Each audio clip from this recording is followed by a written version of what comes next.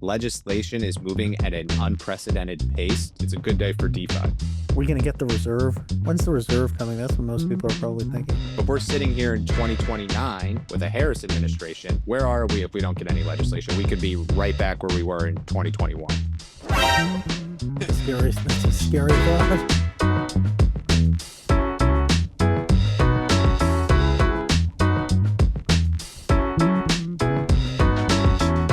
Ladies and gentlemen, thanks for tuning into The Scoop. I'm your host, Frank Chaparro, and we are recording this show on Tuesday, March 11th. So by the time it hits your ears or your inbox or your Spotify, a lot of things might have changed. And that's particularly important to bring up because we're chatting policy today, which sometimes can be fast moving in some ways in terms of the dissemination of information and rumor, but obviously slow moving in many others.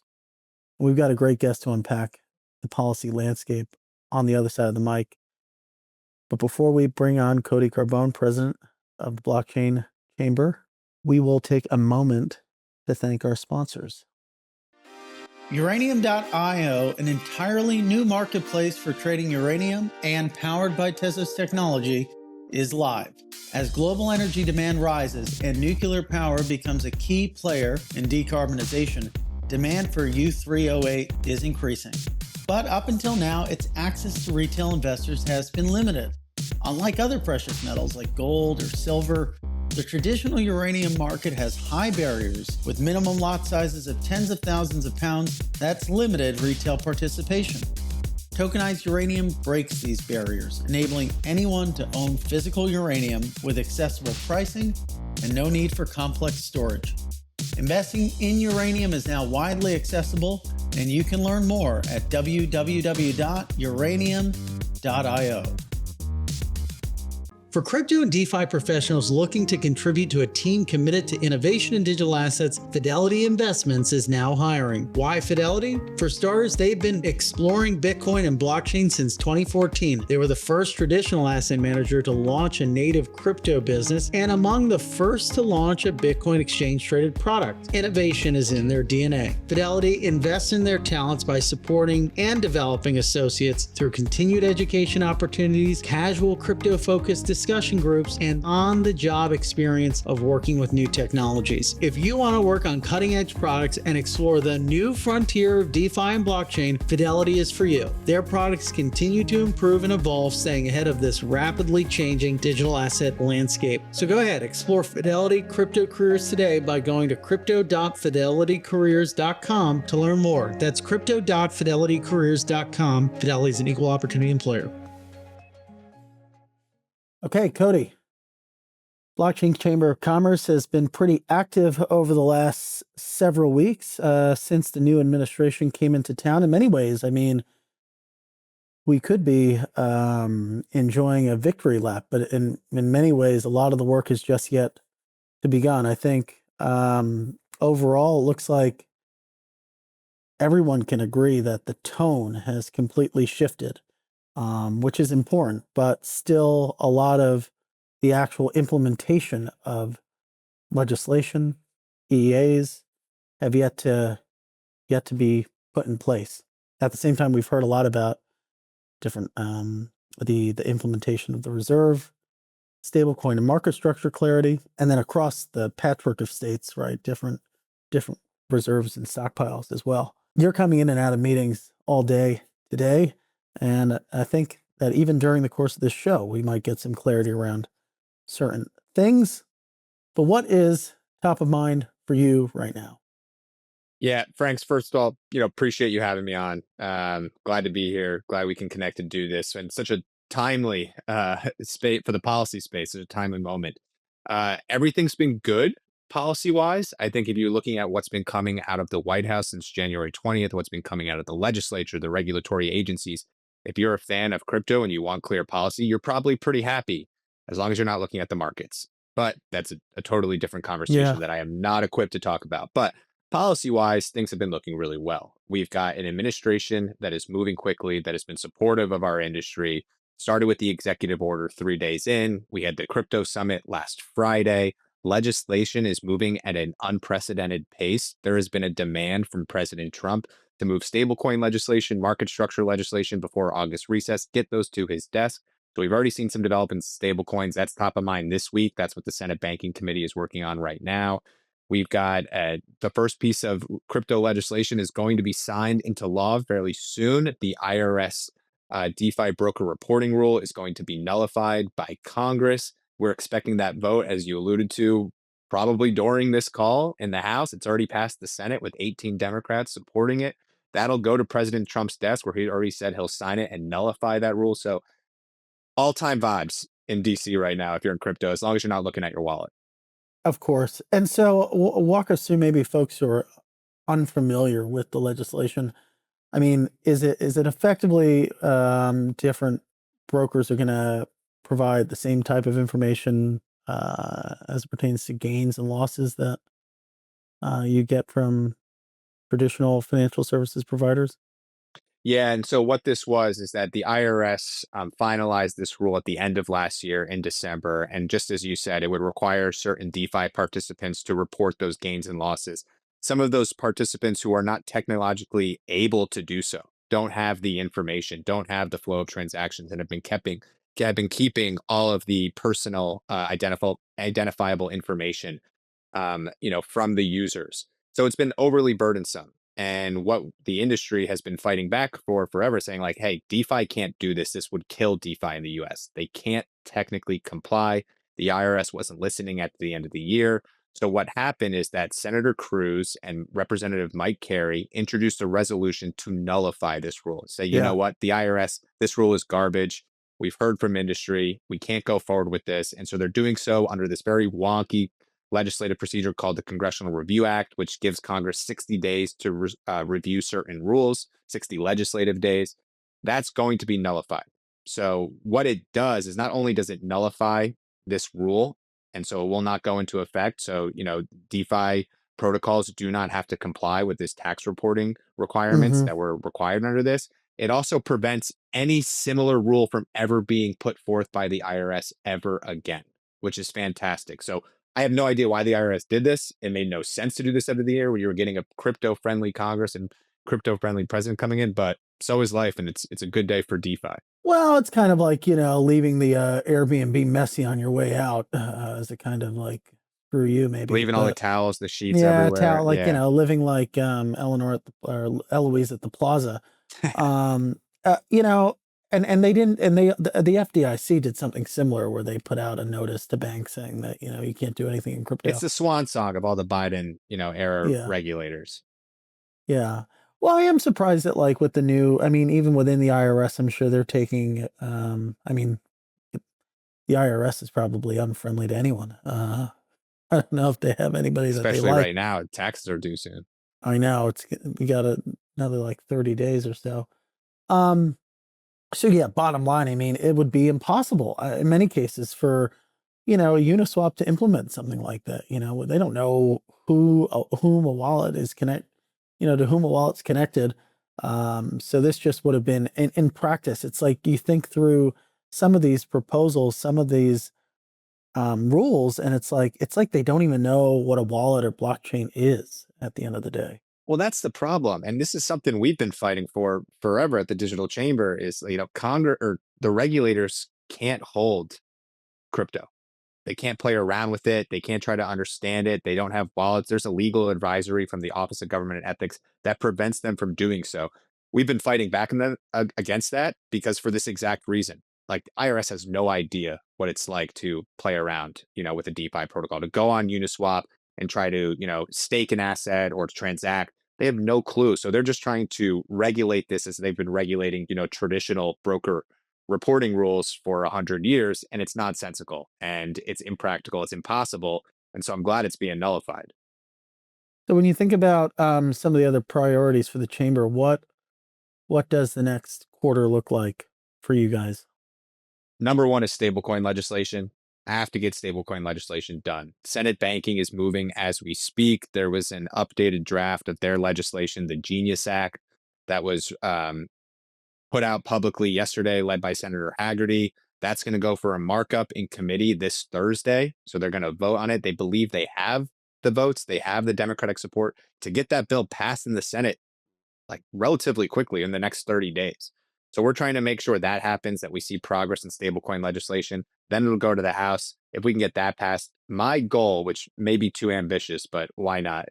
As you mentioned at the top of the call, DC can move painfully slow sometimes, and we've all seen it. But if we can get a stablecoin bill, and I think President Trump would align with this, if we can get a stablecoin bill on his desk in the first 100 days, I mean, that's a huge, massive win. And that would show like that's breakneck speed in DC, truly. I think it's possible. I really do. I think the House and Senate are moving in coordination. They both have legislative products out there. They want to get them passed. And then we go to market structure. Can we define what is the security? What is a commodity?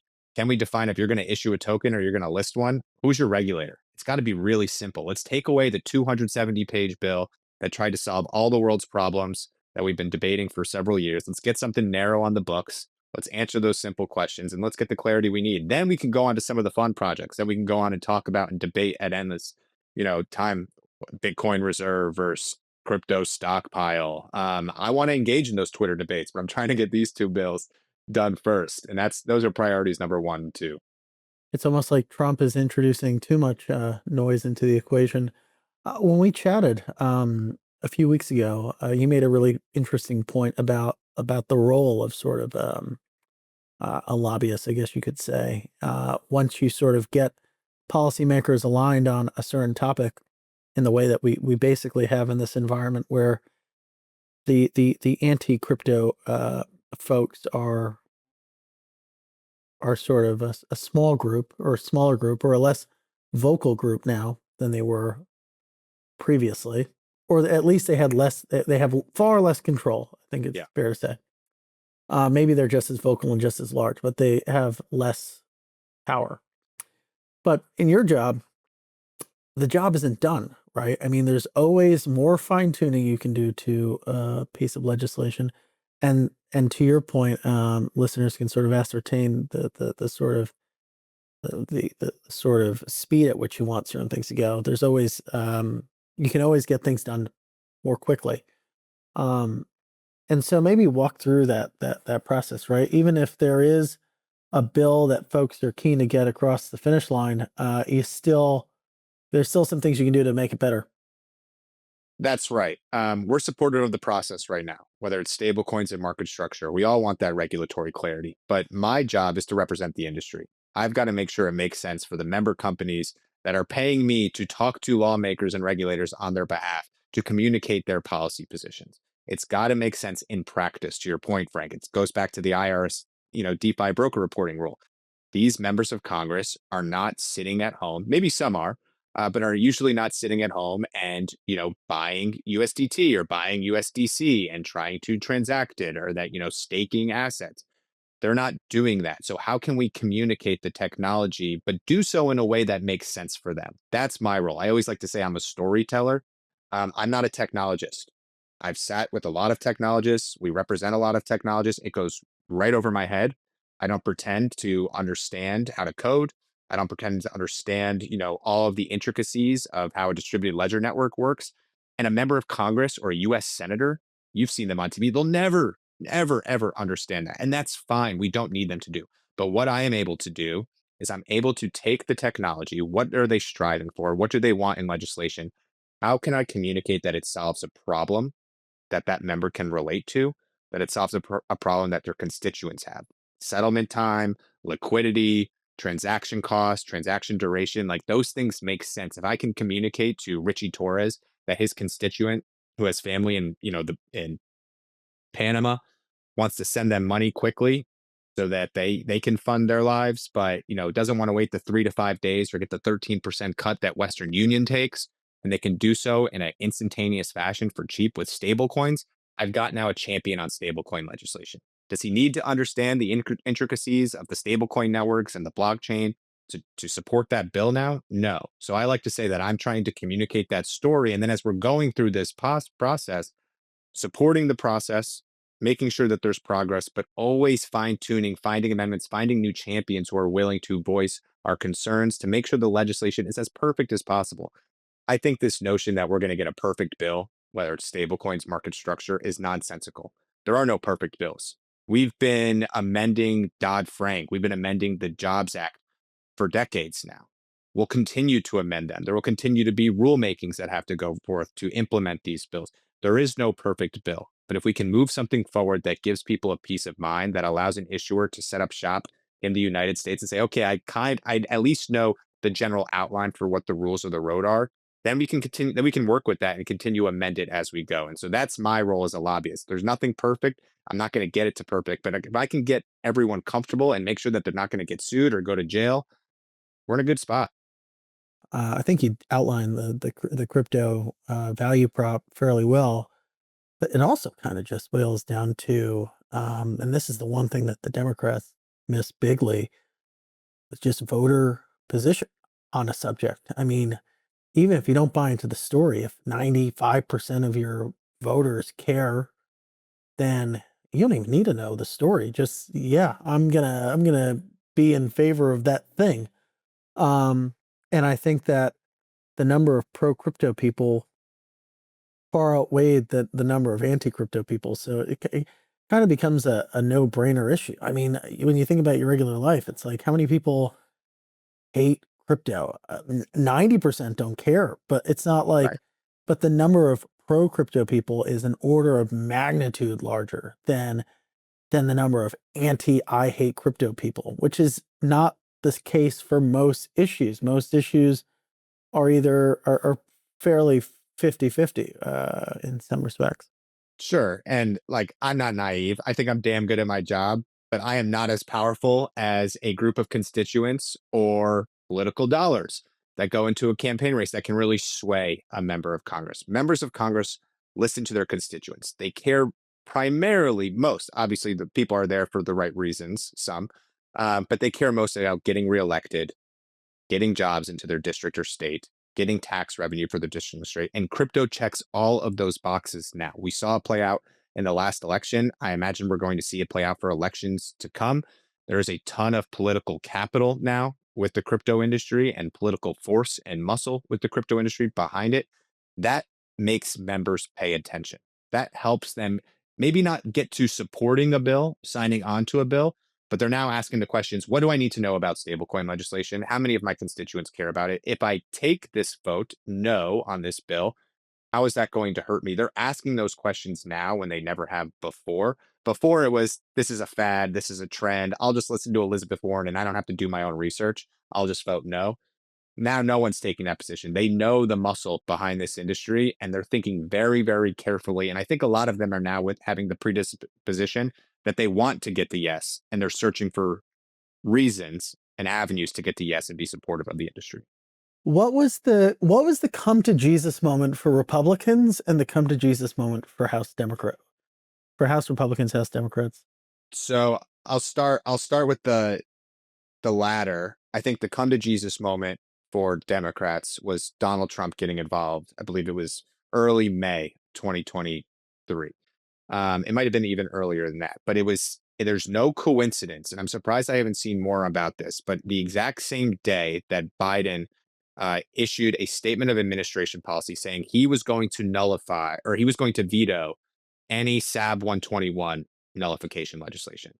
He came out with that statement of administration policy after SAB 121 nullification passed the House. That same night, Trump had a fundraiser at Mar-a-Lago, and I think it was like Yeah. Ryan Selkis and some NFT crowd or whatever. Yeah. And Trump said, I'm going to be the crypto president. He saw the opportunity, and it's that exact same time. And 2 weeks later, 70 Democrats supported a market structure But bill. here's the thing, Cody, that I don't understand about that is most of the time when Trump does something, Democrats jump on that to say That's bad.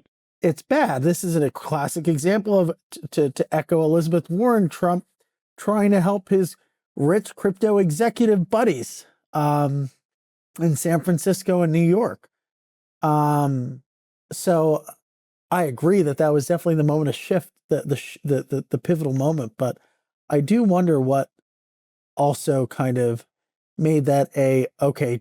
Trump is right here, Yeah. versus this is an opportunity for us to lampoon him on something. I think because this position was still in such this gray area, it was still so nascent, this issue where Yeah. Democrats and Republicans were still trying to understand like who's going to champion this? Who's going to lead this? And for Democrats to just give up an issue that they knew at the time their constituents cared about. And it has, really evolved and their constituents have gotten louder. And then of course, we know what all the money going into the races. But for Democrats to just give up the issue, I've heard from so many of them, House and Senate Democrats, like we just handed this to Donald Trump on a silver platter when Mm. this could have been a winning issue for us. We talk about ideals of financial inclusion and accessibility all the time. There are so many great talking points for Democrats here, and they just handed it to Trump and he was able to run on it and he won, and I think crypto had a part in it.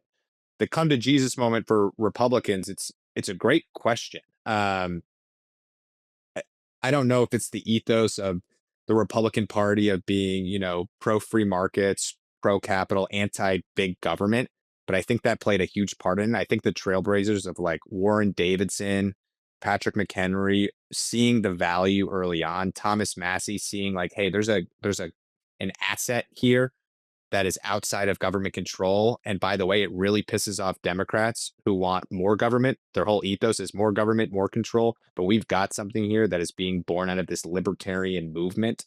I think that they really found like a connection there. And then I think all of the activity, all of the narratives we've talked about over the last 15 years that have grown, seeing private sector industry or full private sector firms, public companies like Bitcoin miners or Coinbase, Kraken, all just get, blasted by the SEC. I think that woke them up too because, hey, this is unfair.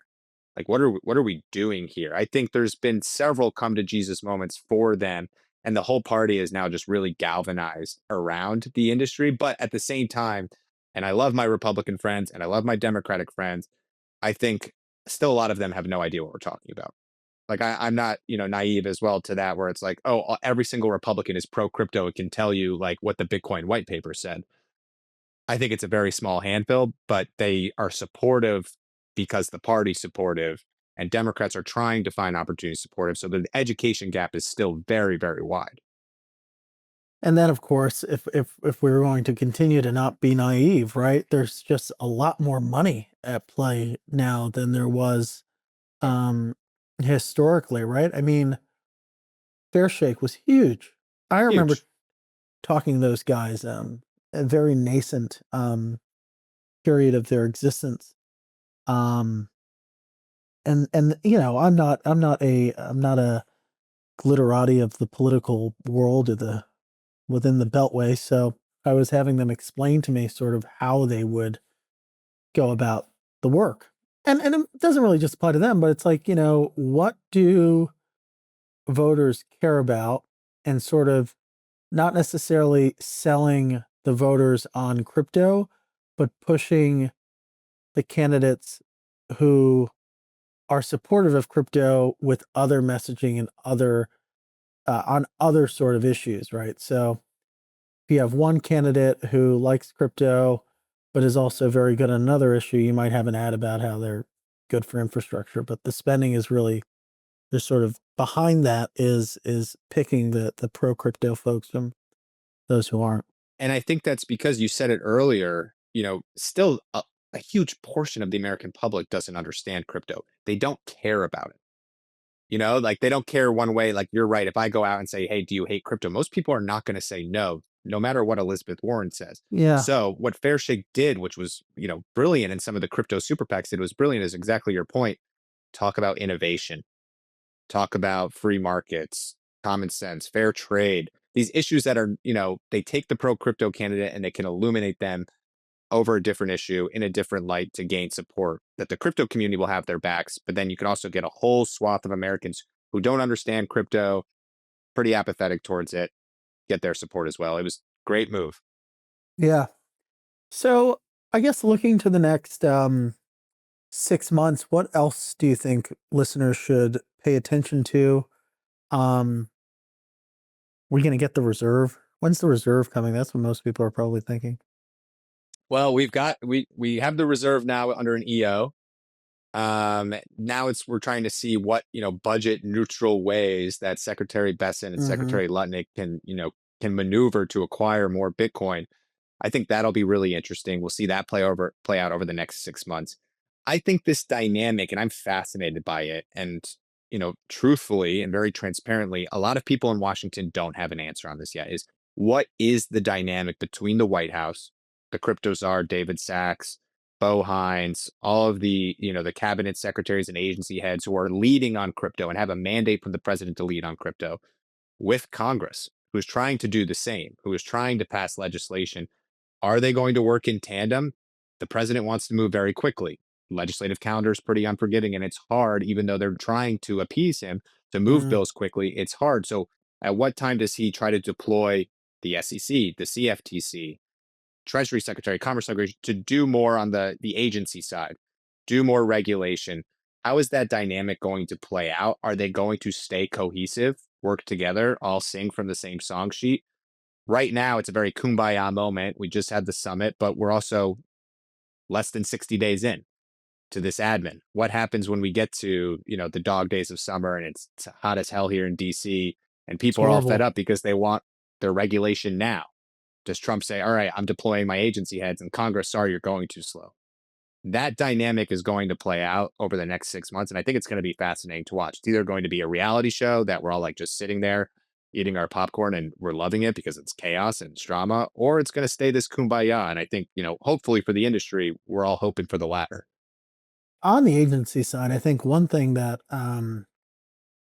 is overlooked is the fact that you just don't have, and there's been some reporting on this, like the choke point 2.0 is over. So even if we don't have the introduction of new things, it's the sort of impediment, um, the impeding of the industry has gone away. Like during which I think this is one of the most egregious facts of the Gensler regime, um, which I think we'll get clarity on eventually, is the fact that they just wouldn't let any crypto companies tap into our capital markets, which is just one of the, if you think about it, it's just so capricious.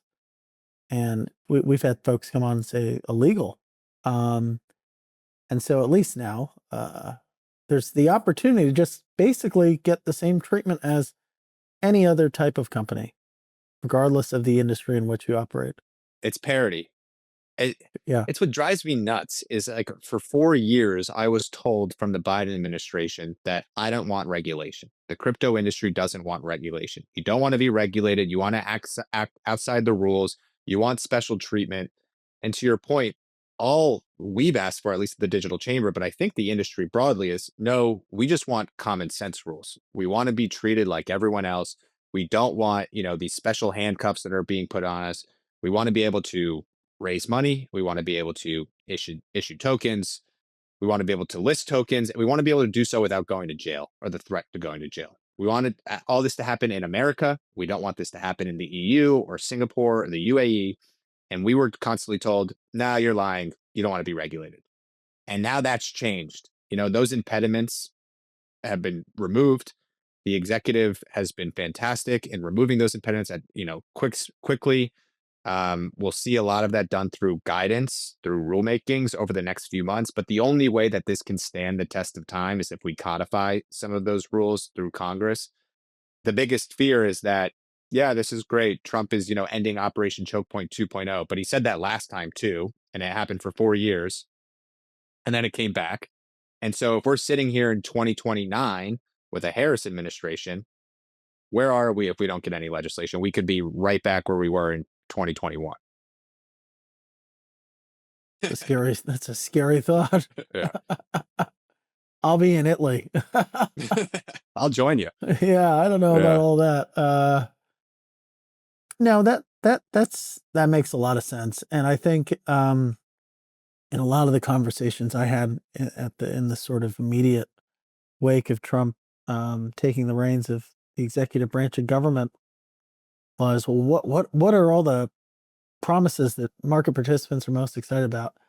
And my answer was, I didn't put it as eloquently as you did, Cody, but I said it's really just parity.